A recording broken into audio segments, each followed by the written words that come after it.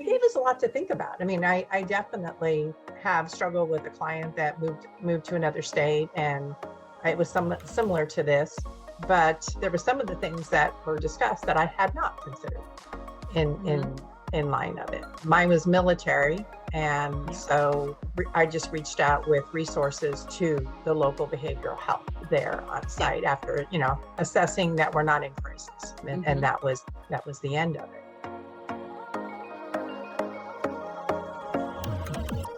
Welcome to the Colleague Down the Hall podcast. This episode is sponsored by the Collab Oasis Clinical Consultation Groups.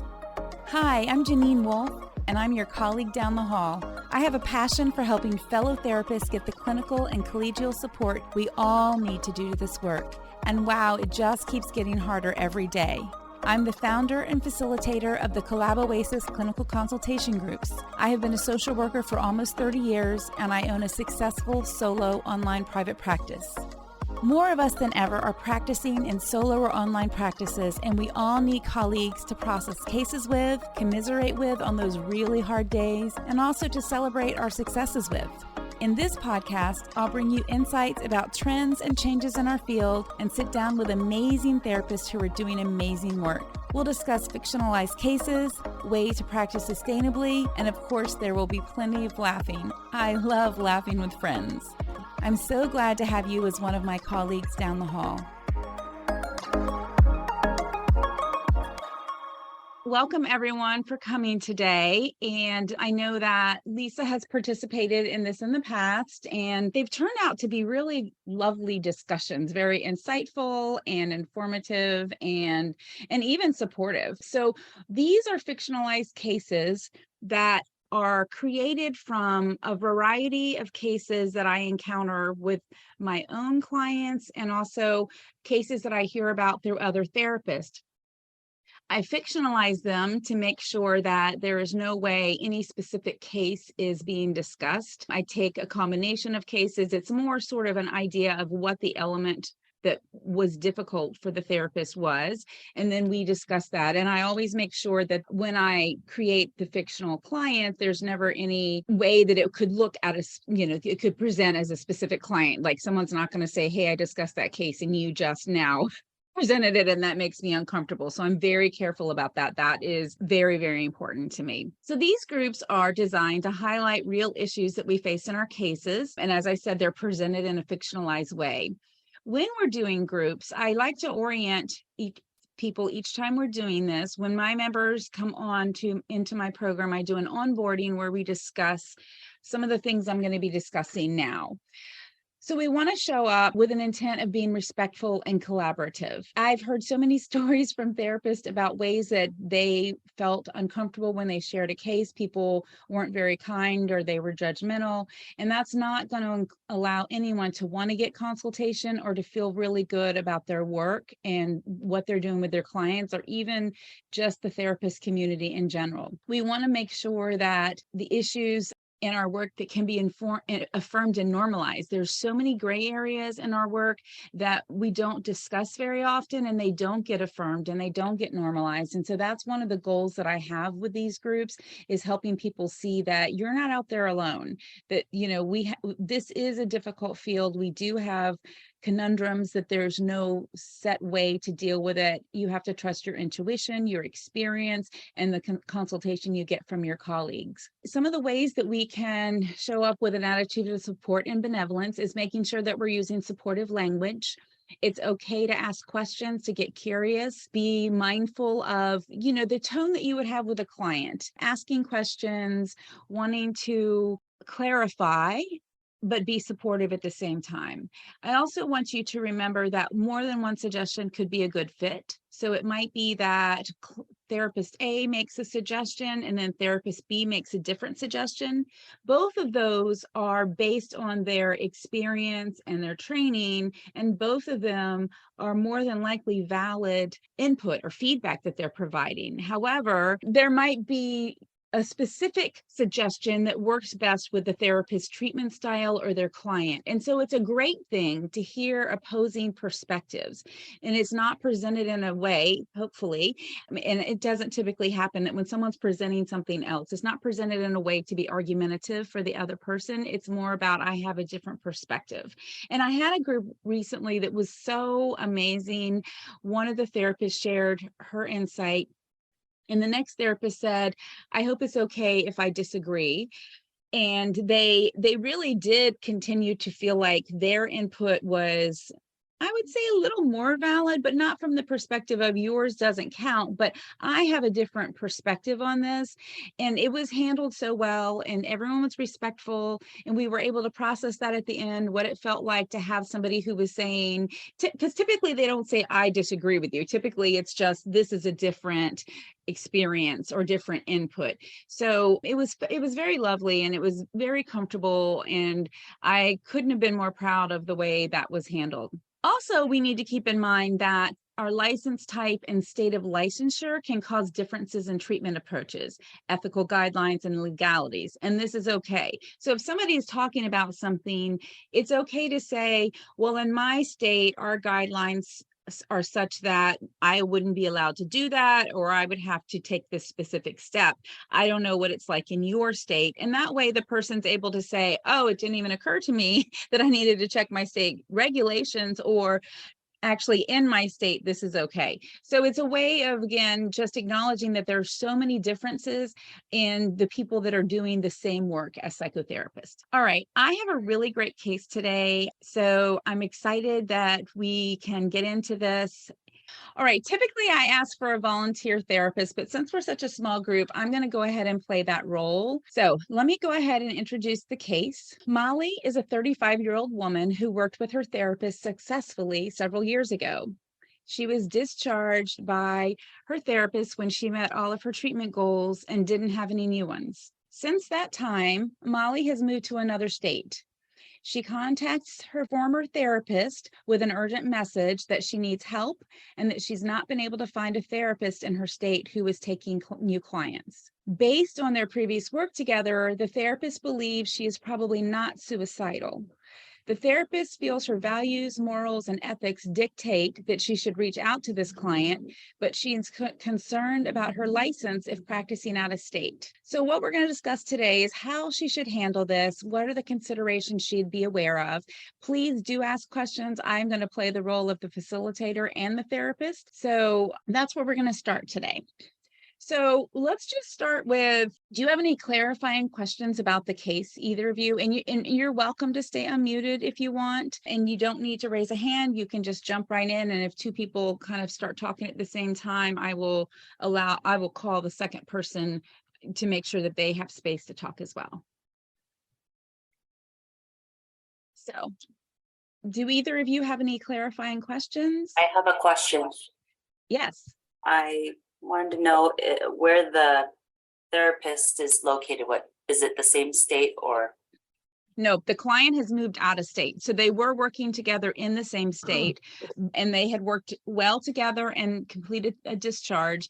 And then it's months later, and this client has reached out. She's moved to another state. The therapist is not licensed in that state, but it feels sort of a little emergent that this person saying, I need help. Got it.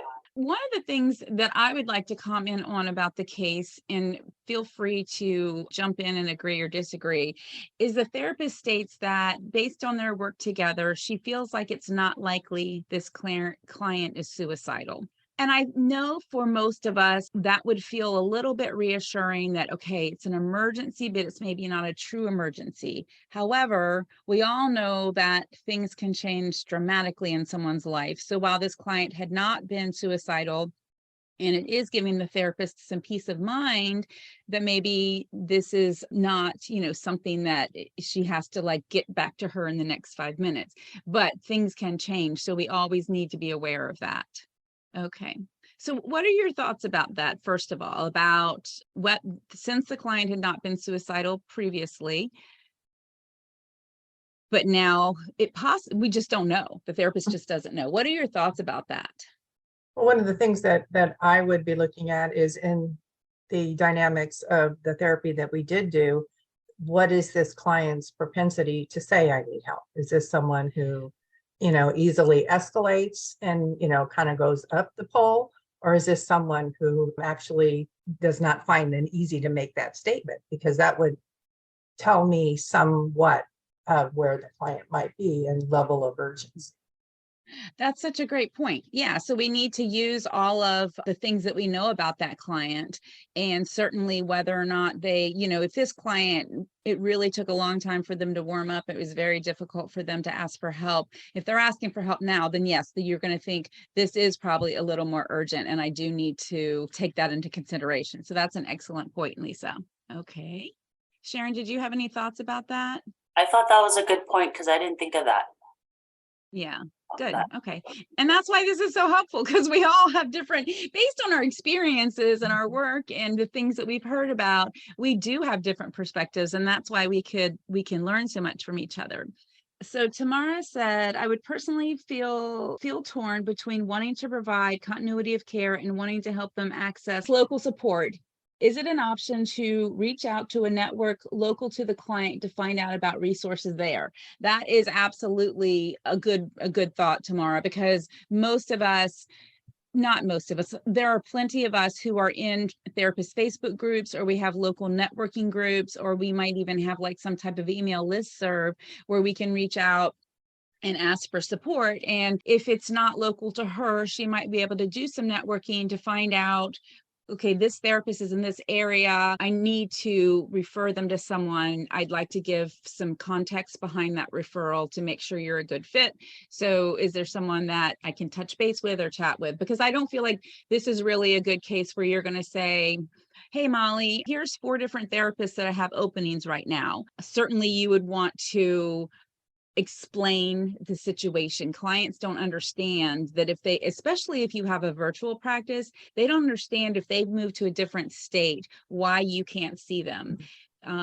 Mental telehealth has become so common in our society, and people are so comfortable with it that they don't understand the guidelines and the restrictions that we have. And there are also other fields where they have more flexibility with that. I know, for example, military hospitals have been doing telehealth all around the world for a long, long time. And so that can feel, again, just a little bit like, is this person just shunning me? So we'd want to make sure we were handling that very carefully.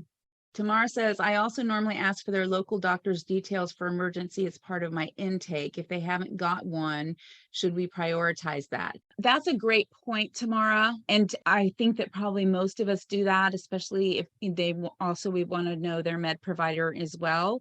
But this person has moved out of state. So it might be the conversation of, are you still working with your current doctor? That would be another place to access information and to be able to screen for how you're going to manage this. So let's go back to the question of, should she call her back? She's gotten this voicemail. She's, concerned about this. She's hopefully gotten some input from other people.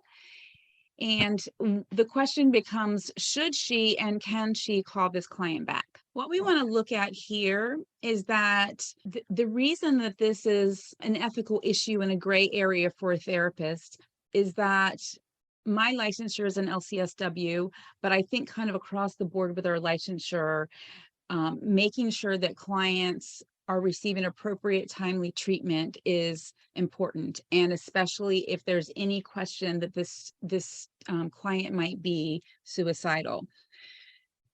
So we come to the situation of, can we call them back, not to do therapy, but to gather some information, let them know you're going to help them find some resources, and explain the limitations of your licensure, and do a quick assessment for suicidality, find out how urgent the need is for this client.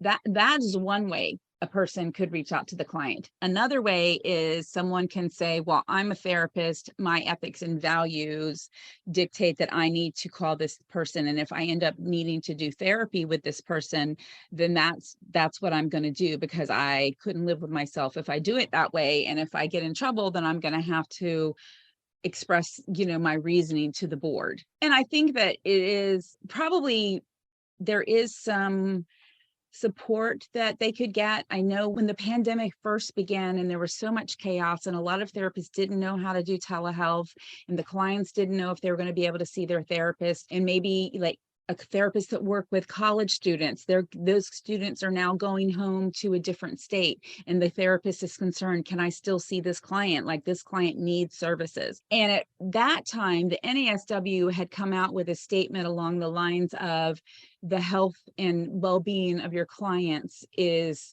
basically, it trumps everything. So you need to know the guidelines, you need to follow the guidelines, but we also need to prioritize the safety of our clients. So that sort of does give us an idea that if there was any person, if the licensing board were investigating this case, that would be a good argument you certainly could present. Does anyone have any thoughts about that? Okay. I wanted to ask a question. Sure.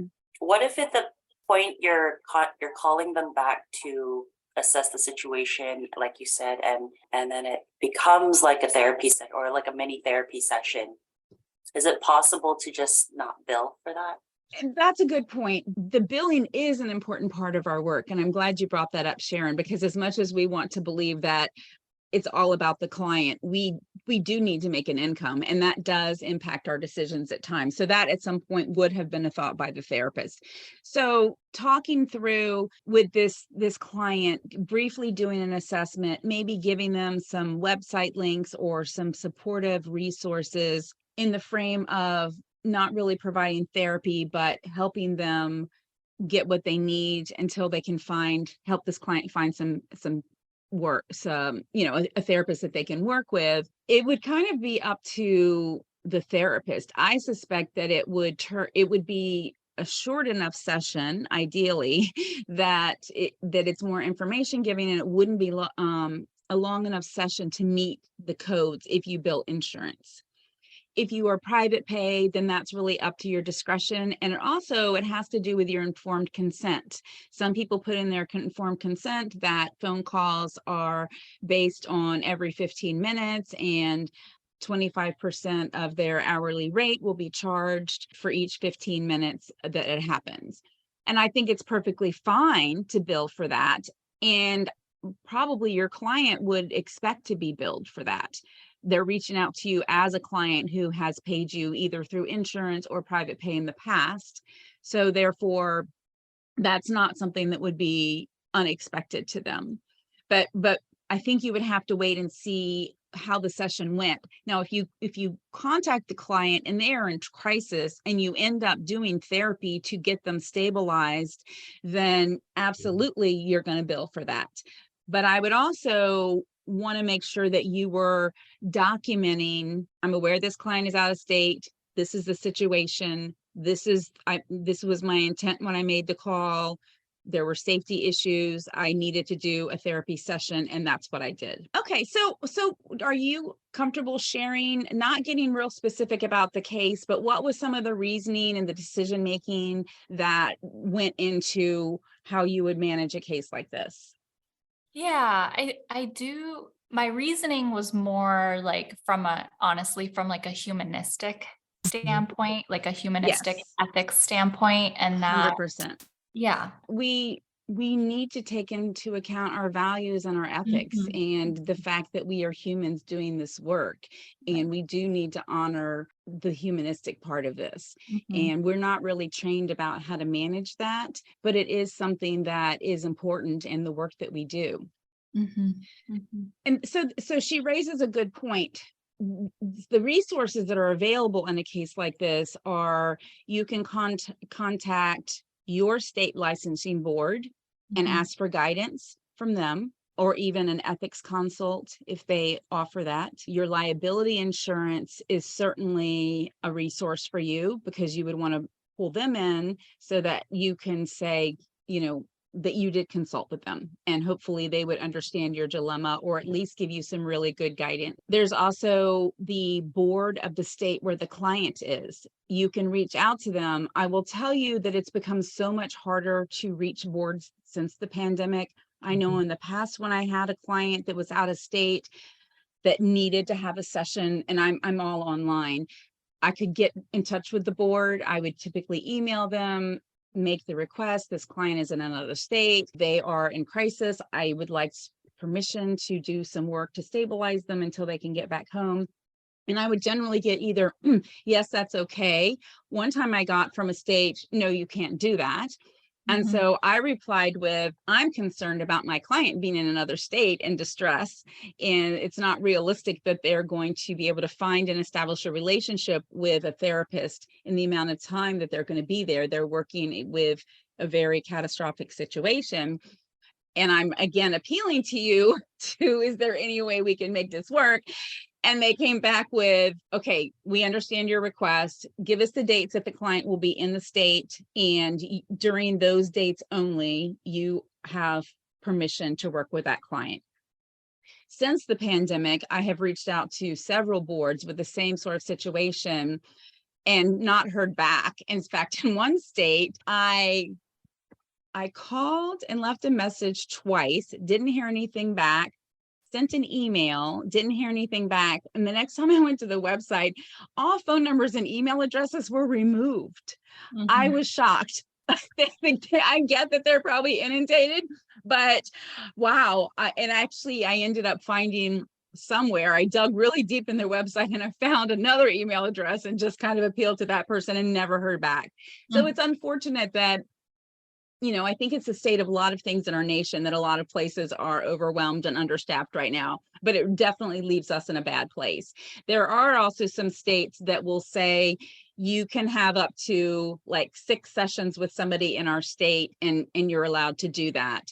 So those are all good things to consider. And it's not always really apparent or easy to find that information from my experience. It's you kind of have to really dig in there to get it. Does anyone have any thoughts about that? I raised my hand. So it was funny because as you were talking, I did remember actually I had an intake with a client and it was like an hour long. And I would say at the very end, I suddenly found out she was not in the state that I was in. And she was in a very difficult state. So and the funny thing is she was aware of this policy that we have that she's not supposed to receive services while she's out of the state, but she was trying to keep it hidden. But she was in high stress, lots and lots of issues going on, and she was in need of therapy session. So I didn't feel bad about it, but it was just interesting how at the very end I learned she was in a different state. Yeah. And there are clients who understand the regulations and will specifically hide things from us because they want to work with us specifically, or they've worked with us in the past. And that does put us in a difficult situation. I typically will ask at the very beginning of the session, part of my intake with new clients is we go through all the differences between in-person and virtual therapy. And one of them is that I need to know where you are. And I typically, once I get to know you, I can tell from your background, you're at home, you're normally at the same place every time, but you might be running errands and you need to sit in your car in the parking lot and do the session. And that is absolutely fine. I always want to have people aware of the consideration of privacy so they can get the benefit of being in the session. But I tell them I need them to either drop a pin or give me the intersection of where they are. So in case there's any type of an emergency, I know that. But the bottom line is, and this has been something that's been discussed since virtual therapy became more common, is if the client wants to fool us and tell us false information, they certainly can. And I would, as long as we're documenting what they're telling us, I would like to believe that our boards would say, you did your due diligence. This client clearly understood and wanted to take advantage of getting the services. And they were probably thinking they're not putting you in a tricky situation by not telling you that they are in a different state. But I've come across people who have no idea that they can't see someone in another state. They think that they just don't understand the regulations, and they'll say, well, I'm private pay, I'm not billing insurance. Well, it's not really, it can be an insurance issue. There are some insurance companies that, you need to know if the insurance companies you work with allow you to see someone out of state, as long as that board and your board are okay with it. But it has nothing really to do with how you're getting paid, because it's the regulations for our license that is what is in play here. So it can be confusing for people. Tamara said, this totally happens to me internationally all the time. That I presume she's talking about that people are maybe in another country and they're not forthwith with that information. And so it does happen. So again, it comes back to good documentation. Every single one of my progress notes lists the location of the client that they have shared with me. So I did actually spend a long time going back and forth with a client that was referred to me that really wanted to work with me. And there was logistics of us being able to work together. And we finally had the first session, and I said, where are you located? And they were in another state. I was like, I'm so sorry, but we can't work together. I said, let me check the regulations of the board, which I did, and I was not allowed to. Unfortunately, there was another mental health related professional that was working with this client out of state. And so they were very confused. And then that becomes tricky, that this person's working with me, but you're saying you can't. And I was really honest that we do have different types of licensure. We have different regulations. I'm not going to speak to whether they should or shouldn't be doing this. I'm just going to say that based on my licensure in the state where I am licensed, I cannot do this with you. So it does get tricky. And it's not that uncommon for someone to say, well, I'm just going to do it anyway, because the likelihood of me getting caught is really slim. But a situation like I just described could absolutely get someone caught. Or this person is having an emergency and you now have emergency services or a hospital involved, and there's a potential you could get caught. And so my feeling about that is it comes back to risk tolerance. I have very low risk tolerance. I learned as a small child that if someone's going to get caught, it's going to be me. So I don't break rules. I follow the rules. It's worked for me for a long time. One of my children also has that same issue. They haven't quite learned the lesson yet, but they're gonna get there eventually. This brings up for me, like, it seems like from what I read with some of the insurances, like, do we have to tell clients where we are located, right? And, are we allowed to travel, like the traveling therapist or whatever? Yes.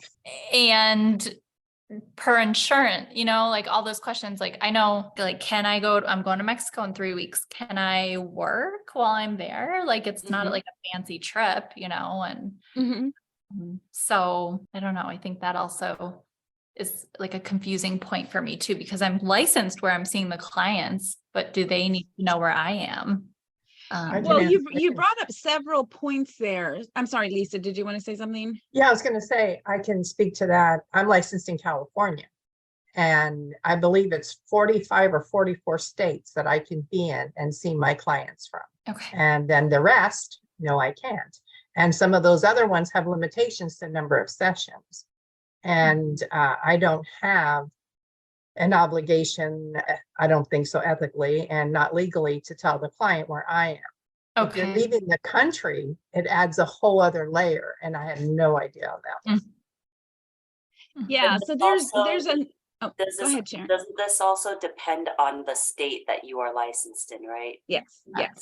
So the issues that come at play here are, what does the state of Virginia for LCSWs considers the session to be happening where the client is physically located. It doesn't matter if they have a permanent home address and they're in another state. If they're physically located in Virginia, that's where the session occurs. And the state of Virginia, for my license type, says if the other state where you're going to be is okay with it, we're okay with it. but we Right. can't give you permission. So if I'm traveling, I need to contact that state and say, I will be there, but I will be seeing clients that I'm licensed to see, and they will be in my home state. Are there any regulations that prevent me from doing this? So Mhm. you absolutely need to know how the state categorizes where the session is occurring, because it's not uniform. I think we're heading in that direction, but it does vary Mhm. state by state. Mass is the Yeah. same as Virginia, but I do wonder about Mexico, like internationally, you know? Yes. So then again, it comes back to, I had a client that was going to be in another country for 9 months and wanted to continue services. Insurance said, yes, it's okay. We'll still pay for it. Oh. So what you have to do then is investigate. Now, this is when the client was there, but you would still want to do this if you were located there. Investigate that country. What are their regulations? What are their guidelines? Do they permit this or not? And sometimes the other country may not. So the country that my client was going to had no regulations at all that I could find. Yeah. And I contacted like the embassy, I contacted all kinds of people. And what it came down to was I reached out to my liability insurance, and they said that is the case in some countries. So document all the efforts you made to find out the regulations and if you could get permission, and then yes, go ahead and see this client.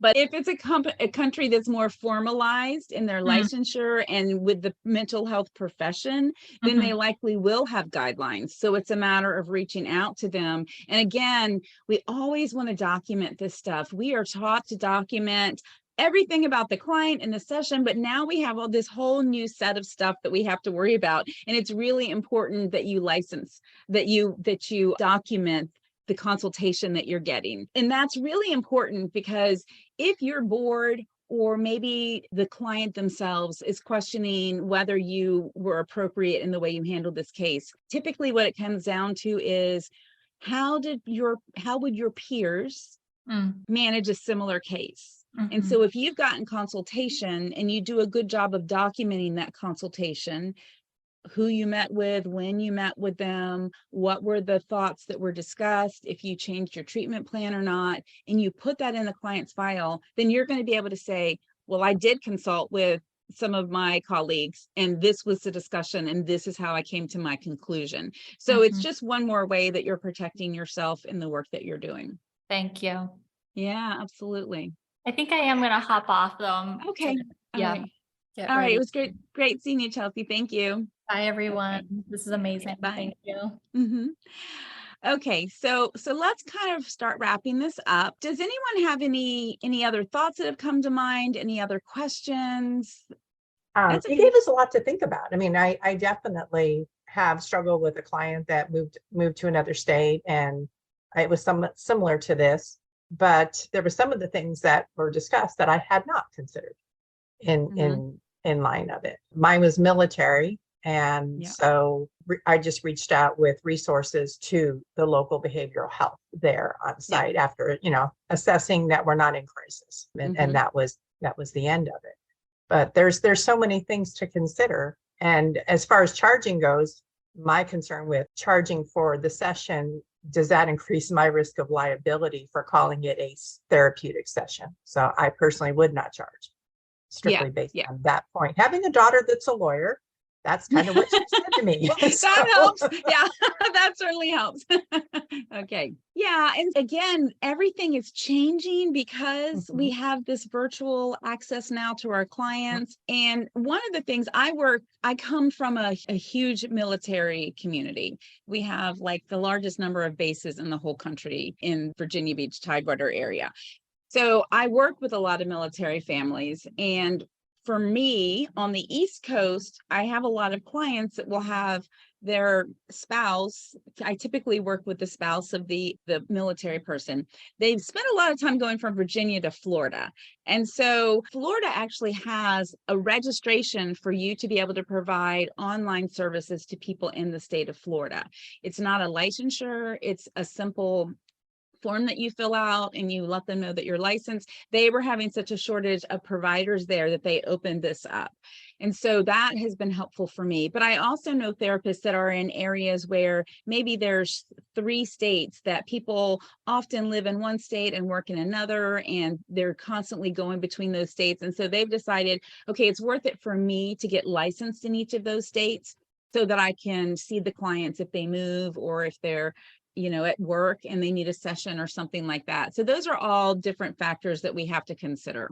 Okay, well, I really appreciate everyone for your thoughts, your suggestions, your questions. It's really hard to do this work in isolation. And when these things come up, it's really important to have those go-to people that you can say, oh, I know just who I'm going to contact to get support around this. Or I know that I have my consultation group coming up later this week, and I'm going to be able to get some support around that. And so doing this work in isolation, as I found when I went into solo practice at the beginning, was that it's lonely, it's isolating. And if you don't have that support, the imposter syndrome is huge. Yes, Out there. definitely. And I so Yeah, appreciate you and- doing this. Thank you so much. Yeah, you're welcome. Absolutely.